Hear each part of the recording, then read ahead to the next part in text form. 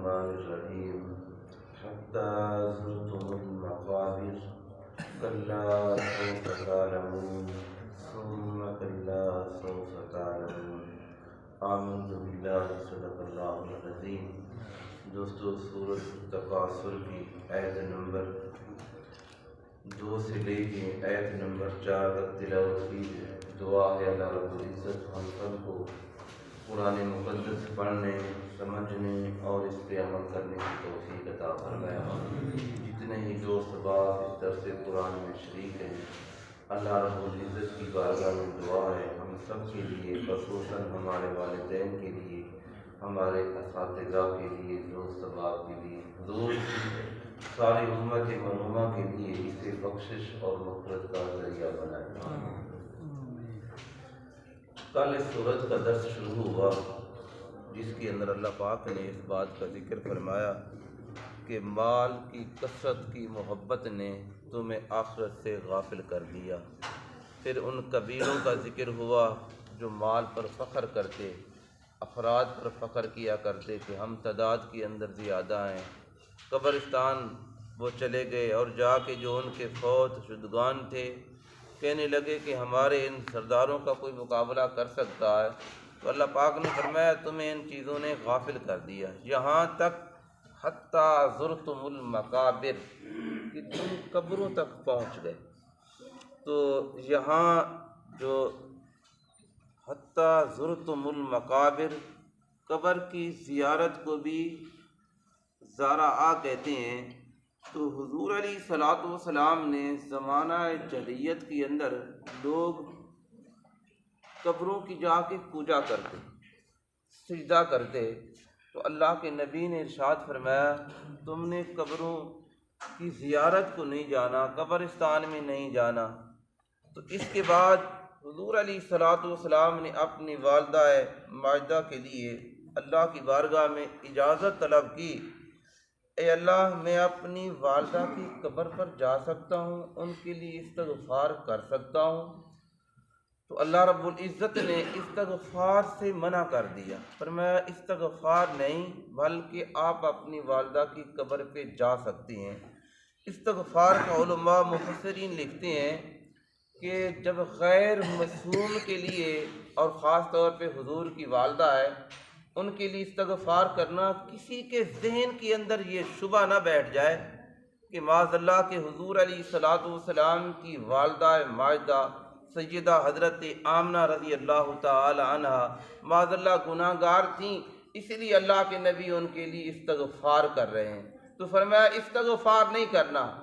ایک مثال دی علماء کرام نے، فرمایا جس جگہ اللہ کے نبی روضہ عطر کے اندر آج موجود ہیں، فرمایا وہ زمین کا ٹکڑا، تمام جو ہمارے مسالک ہیں، چاہے اہل سنت ہے، دیوبند ہیں، دوسرے ہیں، سب کا اتفاق ہے کہ اللہ کے نبی کا وہ مسکن، وہ جگہ عرش اعلیٰ سے افضل ہے، عرش اعلیٰ سے افضل ہے جہاں حضور علیہ الصلوۃ والسلام تشریف فرما ہے۔ تو جس ماں کے پیٹ کے اندر اللہ کے نبی نے 9 مہینے پرورش پائی، اس کے خون سے اللہ نے آپ کو وہ خوراکیں عطا کیں، اللہ کے نبی اس دنیا میں تشریف لائے، کیا معاذ اللہ کے حضور کی والدہ، کچھ لوگوں کا یہ ذہن اور ان کے عقیدے ہیں کہ اللہ کے نبی کے والدین نے ایمان قبول نہیں کیا۔ میرے بھائی، اگر حضور علیہ الصلوۃ والسلام اعلان نبوت فرماتے پھر اللہ کے نبی کے والدین انکار کرتے، اور کئی حدیثیں اس طرح ملتی ہیں کہ جس وقت حضور علیہ الصلوۃ والسلام نے اعلان نبوت فرمایا، اللہ نے آپ کے والدین کے جسموں کے اندر روح کو لٹا کے انہوں نے ایمان کو قبول کیا ہے۔ تو اسی لیے ہمارا یہ عقیدہ ہے اہل سنت کا کہ اللہ کے نبی کے والدین جنتی ہیں، کہ بیٹا جنت کے اندر کھڑا ہو، اور جس نبی کی والدہ امام الانبیاء کی ماں بنی ہو، حضور علیہ الصلوۃ والسلام کے والد گرامی حضرت عبداللہ ابن عبد المطلب، معاذ اللہ کہ وہ جہنم کے اندر کھڑے ہو، یہ کیسے ہو سکتا ہے؟ اس لیے ہمارا تو اس طرف ذہن ہی نہیں جا سکتا۔ تو حضور علیہ الصلوۃ والسلام نے جس لیے قبروں کی زیارت کو منع کیا تھا، تو اس کے بعد اللہ کے نبی نے خیبر کے موقع پر جو خطبہ عطا کیا، 3 چیزوں کو اللہ کے نبی نے حلال قرار دے دیا۔ فرمایا ایک چیز یہ قربانی کا جو گوشت ہوتا تھا اس کو کھانے سے منع کیا تھا۔ جس وقت خیبر کے اندر حضور علیہ السلام نے خطبہ ارشاد فرمایا اب قربانی کا گوشت تمہارے لیے حلال ہے۔ فرمایا اس کے بعد دوسری چیز یہ تھی کہ قبروں کی زیارت کو تم نہیں جا سکتے، فرمایا آج کے بعد تم قبروں کی زیارت کو جا سکتے ہو۔ اور تیسری چیز فرمایا جو برتن ہیں ان کو تم استعمال نہیں کر سکتے تھے، اب تمہیں برتن بھی استعمال کرنے کی اجازت ہے۔ حضور علیہ السلام کی زوجہ محترمہ سیدہ حضرت عائشہ صدیقہ رضی اللہ تعالی عنہا، آپ اپنے بھائی کی قبر پر حضرت عبد الرحمن بن ابی بکر رضی اللہ تعالی عنہ، آپ ان کی قبر پہ تشریف لے گئے، واپس قبرستان سے واپس آ رہے ہیں تو اللہ کے نبی کے صحابی حضرت عبداللہ بن ملیکہ رضی اللہ تعالی عنہ، یہ سیدہ حضرت ام المؤمنین سیدہ حضرت عائشہ صدیقہ رضی اللہ تعالی عنہ سے ملاقات ہوئی، پوچھا ام المؤمنین اما عائشہ صدیقہ آپ کہاں سے آ رہے ہیں؟ فرمایا میں اپنے بھائی کی قبر سے آ رہی ہوں۔ تو حضرت عبداللہ کہنے لگے کہ اللہ کے نبی نے منع نہیں کیا تھا کہ قبرستان نہیں جانا؟ تو سیدہ حضرت عائشہ صدیقہ رضی اللہ تعالی عنہ نے فرمایا ہاں منع کیا تھا، اس کے بعد اللہ کے نبی نے اجازت دی ہے۔ تو علماء کا اس کے اندر کچھ کا اتفاق ہے کہ عورتیں قبرستان کے اندر جا سکتی ہیں یا نہیں جا سکتی، تو اس بات پہ اتفاق ہے کہ جو بوڑھی عورتیں ہیں فتنے کا اندیشہ نہ ہو اور پردہ کر کے جائیں تو قبرستان جا سکتی ہیں، اپنے والد کی قبر پہ جا سکتی ہیں، اپنے بھائی کی قبر پہ جا سکتی ہیں، اپنے خاوند کی قبر پہ جا سکتی ہیں۔ اگر ہاں فتنے کا اندیشہ ہو تو اسی لیے حضور علیہ السلام نے مسجد کے اندر بھی آنے سے منع کیا، فرمایا عورت گھر کے اندر نماز پڑھے، جمعے کے اندر بھی شریک نہیں ہو سکتی، 5 وقت نماز کے اندر بھی شریک نہیں ہو سکتی۔ اور کچھ لوگ ہیں کہ وہ اس بات کو کہ یہ جو اہل سنت ہیں ان کی خواتین قبرستان کے اندر جاتی ہیں، قبرستان کے اندر جانا منع ہے۔ تو میرے بھائی اللہ کے نبی نے ارشاد فرمایا سب سے بری جگہ بازار ہیں۔ کبھی ان بازاروں کی طرف بھی ہمارے فتوے آئے کہ یہ عورتیں بازاروں کے اندر کیوں پھر رہی ہیں، وہاں فتویٰ نہیں آئے گا، اور قبرستان کے اندر فتویٰ آئے گا کہ ہاں کہ یہ عورتیں قبرستان کے اندر کیوں جاتی ہیں۔ سیدہ حضرت عائشہ صدیقہ رضی اللہ تعالی عنہ، حضور کا بھی سال ہو گیا، آپ کی قبر مبارک پر حضرت عائشہ صدیقہ رضی اللہ تعالی عنہ کی حاضری دیتی ہیں، سلام عرض کرتی ہیں۔ اس کے بعد سیدنا ابو بکر صدیق رضی اللہ تعالی عنہ، آپ کا بھی سال ہوا، آپ کے ابا جان ہیں، آپ کو حضور کے ساتھ ہی دفن کیا گیا۔ تو سیدہ حضرت عائشہ صدیقہ رضی اللہ تعالی عنہ اسی طرح آتی رہیں۔ سیدنا فاروق اعظم، ان کا بھی سال ہوا۔ ذرا اس حدیث کو غور سے سننا، آپ کا عمل دیکھنا۔ جس وقت سیدنا فاروق اعظم کا وصال ہوا، دفن کیا گیا، سیدہ حضرت عائشہ پردہ کر کے آئی۔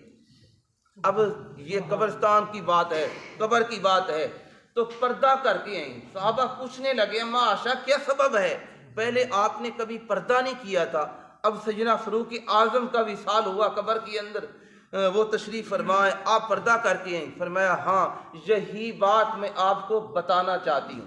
سیدہ حضرت عائشہ فرماتی ہیں یہی بات تو میں آپ کو بتانا چاہتی ہوں۔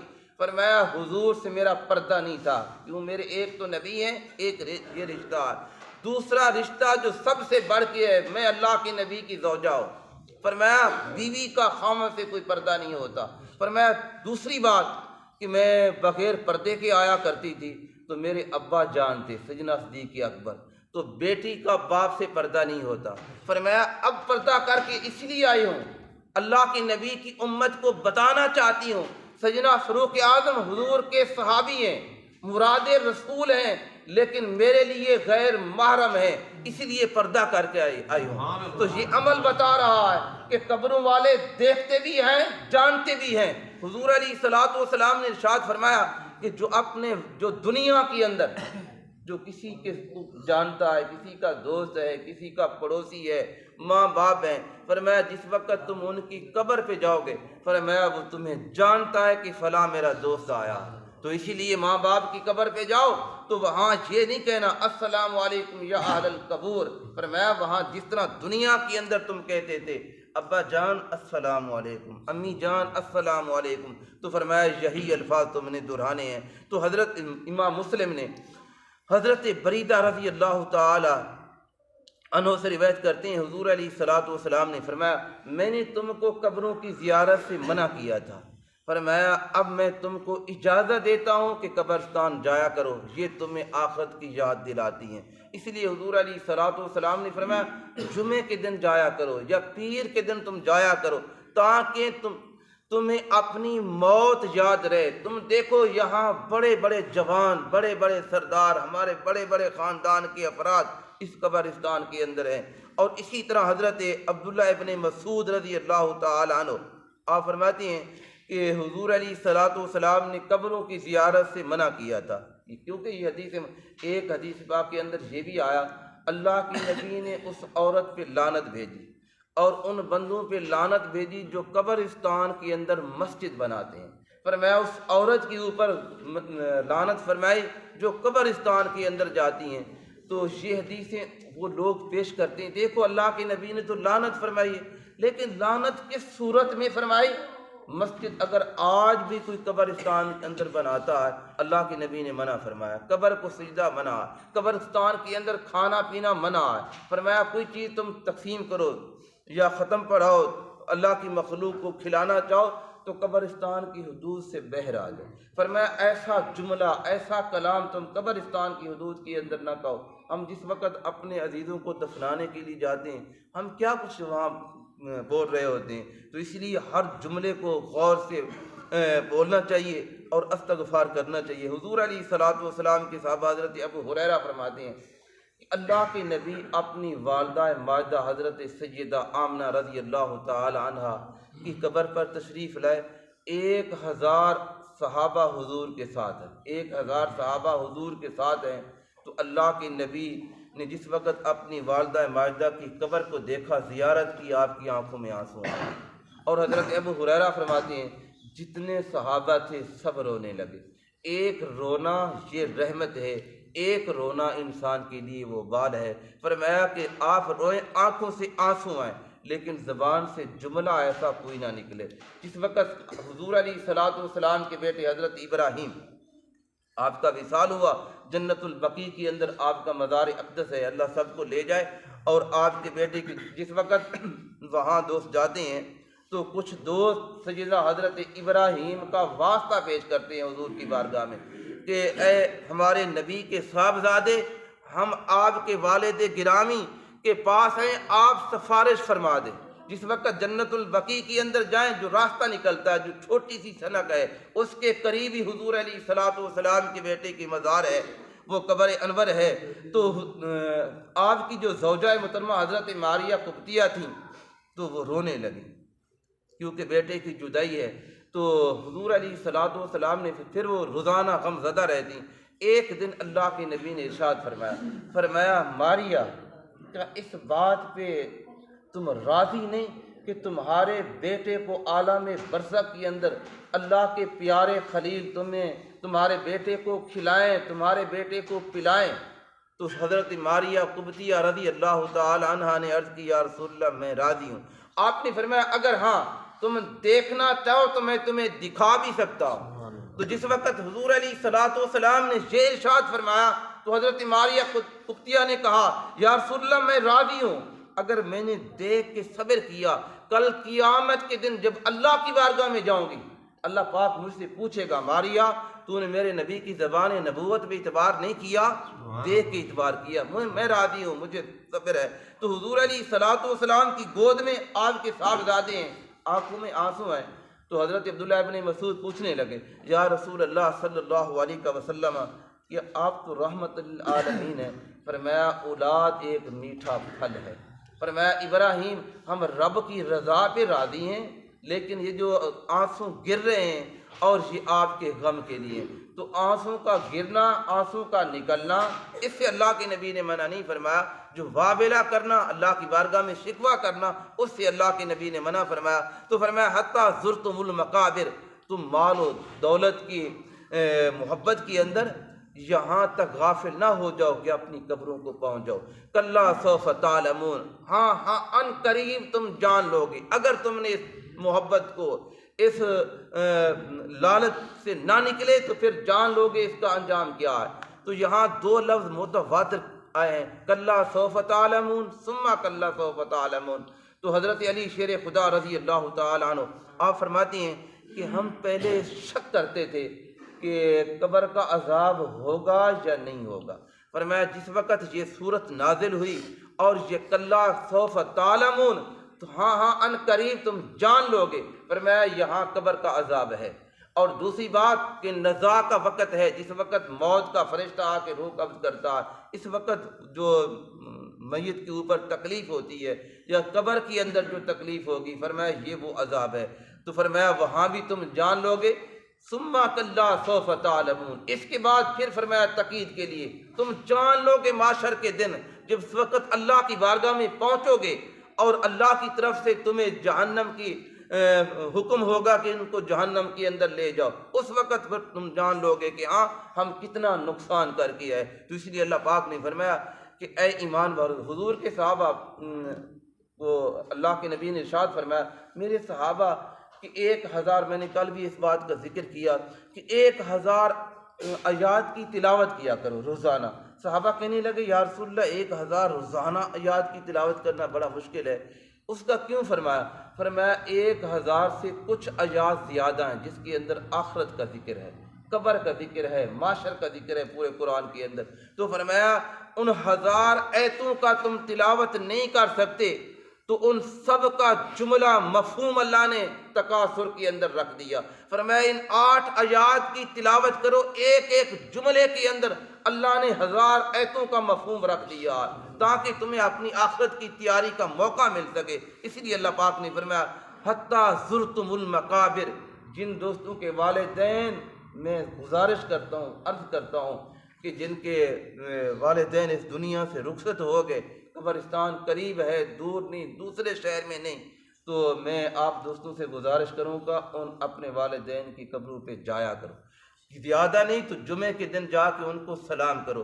ایک تو وہ آخرت کی یاد آتی رہے گی، اور دوسری بات حضور علیہ الصلوۃ والسلام نے فرمایا جو بیٹا اپنے والدین ایک یا دونوں کی قبر پہ جاتا ہے، جس وقت وہ وہاں جا کے دعا کرتا، استغفار کرتا، اللہ نے ان کی بخشش تو اللہ فرما دے گا۔ فرمایا جو جاتا ہے اپنے والدین کی قبر پہ، فرمایا اس جانے والے کی اللہ بخشش فرما دیتا ہے۔ یہ بہت بڑا مقام ہے۔ حضور علیہ الصلوۃ والسلام نے فرمایا دعا اپنے والدین کے حق میں کریں گے لیکن اللہ آپ کو اپنی بخشش کا پروانہ عطا کر دے گا۔ تو اللہ پاک نے فرمایا کلا سوف تعلمون، ہاں تم جان لو گے، بہت جلدی جان لو گے۔ ثم کلا سوف تعلمون، ہاں ہاں پھر تمہیں پتہ چل جائے گا، جان لوگے کہ ہم کتنا نقصان کر کے ہے۔ تو دعا ہے اللہ رب العزت ہم سب کو اپنی فکر آخرت کی تیاری کرنے کی توفیق عطا فرمائے، فکر آخرت عطا فرمائے۔ میرے بھائی یہ دنیا عارضی ہے، اس کو ہم نے چھوڑنا ہے، آخر نہ ختم ہونے والی زندگی وہ آخرت کی زندگی ہے۔ دعا ہے اللہ رب العزت ہم سب کو حضور علیہ الصلوۃ والسلام کے بتائے ہوئے احکام کے مطابق عمل کی توفیق عطا فرمائے۔ آمین۔ وآخر دعوانا ان الحمد للہ رب العالمین۔